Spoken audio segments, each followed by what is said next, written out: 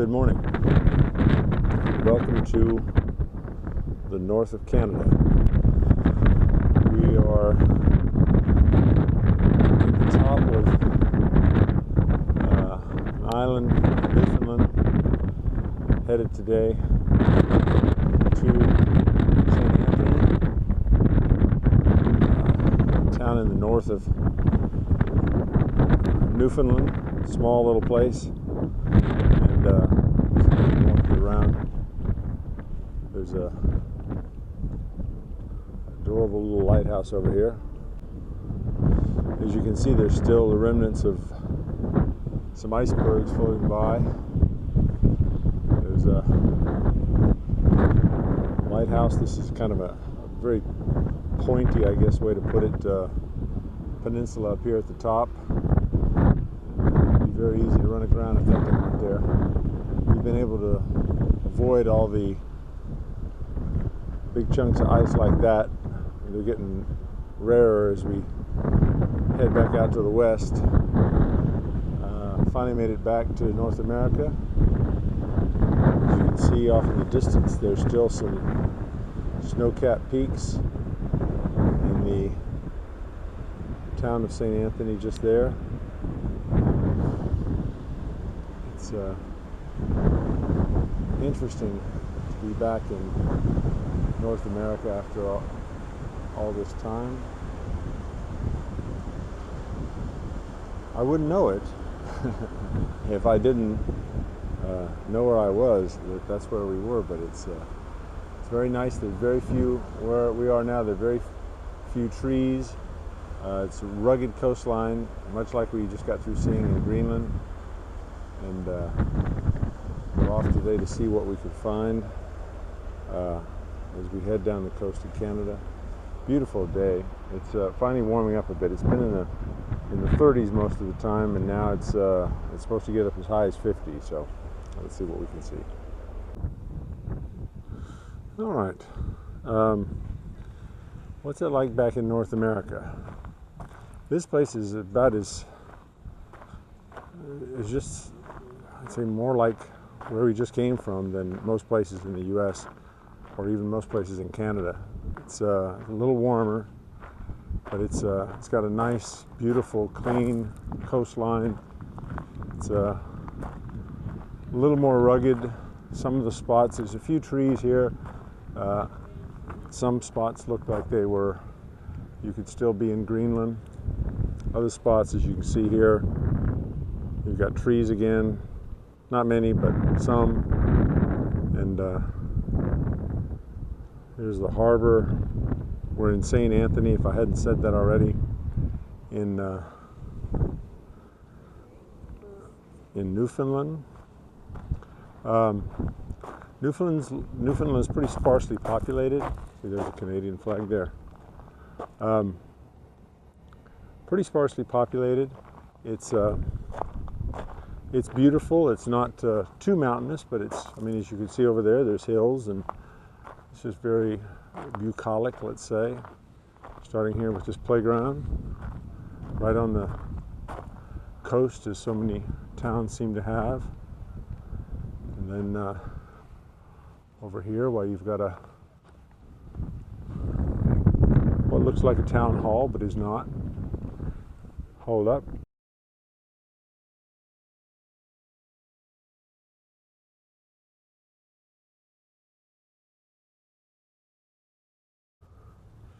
This is like part of the town center. Everything, a lot of stuff here is named after a guy named Grenfell. And he's an important character in their past. And there's a display here about the guy. It's upstairs in the building you just saw. And apparently a very significant figure in their history. If you look on that map there, we're way up at the top, right there, of that island. Newfoundland is hard to get to, so you don't see many folks up here, which is nice. You know, a little bit of privacy.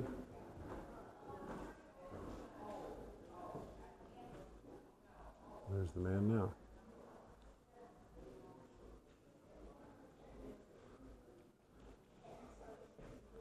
City dates from like the 16th century.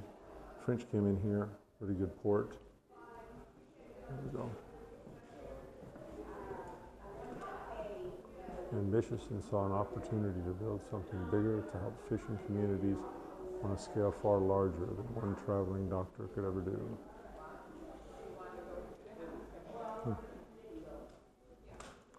It's amazing how many people are significant in world history that we no longer know about. You know, doctors who were trying to help people and people who did all the grunt work of moving and carrying. And pretty impressive. So there's apparently an International Grenfell Association.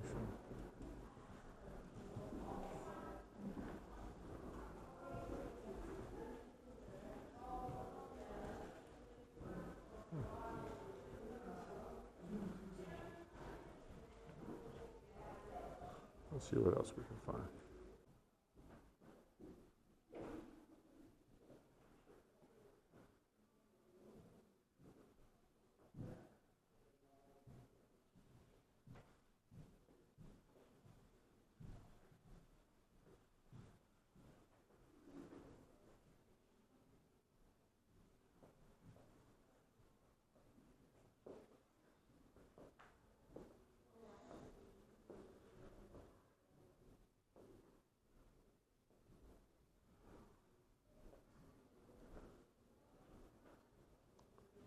I would think that fishing for cod was a really tough life. It just sounds like it's always there somewhere. You just go get something. Living up here working in fisheries would have been rough. They would definitely have needed doctors.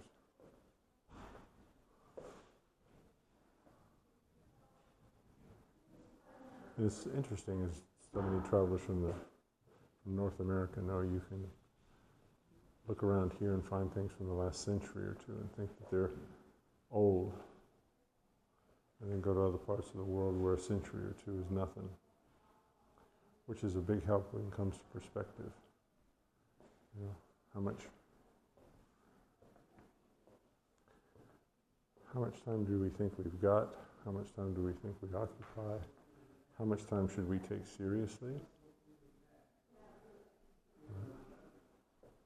Should we think back in history for the last century? Should we think back to prehistoric times?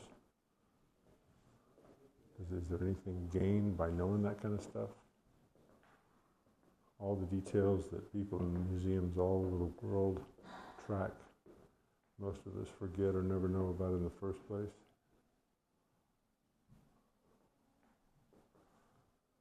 Very fascinating. In fact, here I have somewhere, let's see if I can find it, a quote to the effect. Yeah, Gustave Flaubert, for those of you who read no longer popular novels, the French writer once said, "Travel makes us modest. You see what a tiny place you occupy in the world." And I mean, these people occupied as big a place as you and I do. Now they're either a little blip in a museum or they've been forgotten entirely.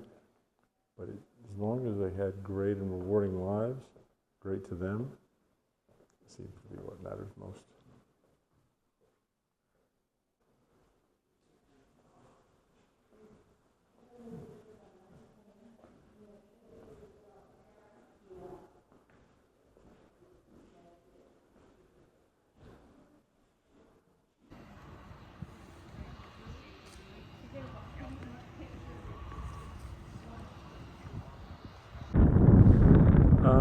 It's a real old town charm here.